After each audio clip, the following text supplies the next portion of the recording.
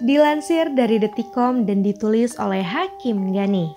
209 tahun yang lalu, Kabupaten Garut yang berada di Jawa Barat lahir.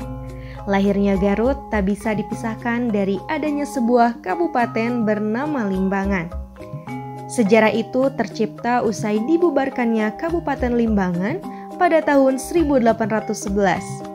Saat itu Belanda lewat Dendels membubarkan Limbangan lantaran menurunnya produksi kopi.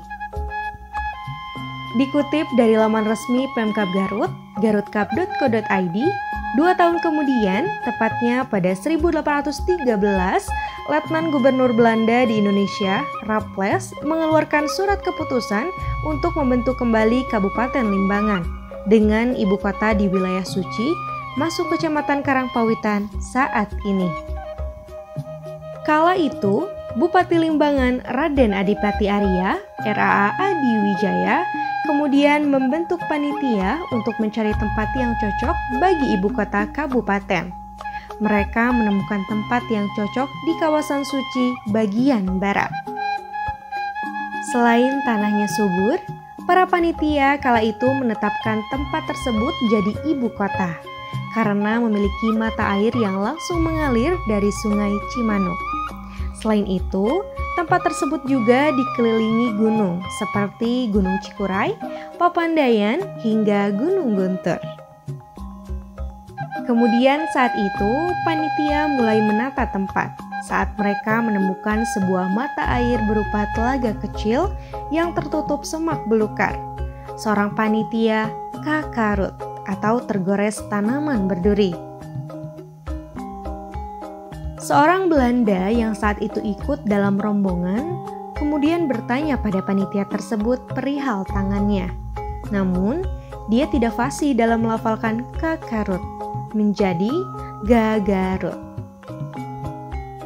Sejak saat itu, para pekerja dalam rombongan panitia kemudian menamai tanaman berduri itu dengan sebutan Ki Garut. Sedangkan sumber mata air yang ditemukan dinamai Cigarut dan daerah itu dinamai Garut. Tempat tersebut berada di sekitaran Sumber Sari saat ini. Mata air yang ditemukan kini ditempati oleh bangunan SMP Negeri 4 Garut. Nama Garut tersebut kala itu kemudian disetujui Bupati RAA Adi Wijaya untuk dijadikan ibu kota Kabupaten Limbangan.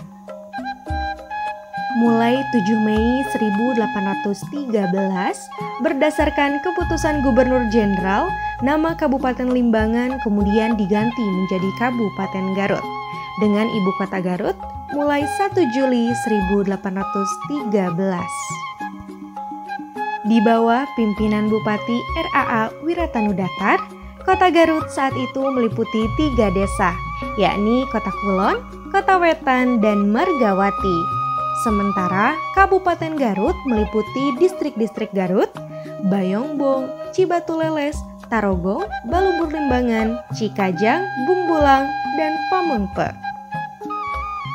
15 September 1813, kemudian dilakukan peletakan batu pertama pembangunan sarana dan prasarana ibu kota, seperti pendopo, alun-alun, hingga Masjid Agung. Di antara bangunan alun-alun dan pendopo, terdapat sebuah bangunan ikonik bernama Babancong, yang dahulu hingga kini dijadikan tempat pejabat menyampaikan pidato. Kemudian, pada 14 Agustus 1925, Kabupaten Garut disahkan menjadi daerah pemerintah yang berdiri sendiri atau otonom.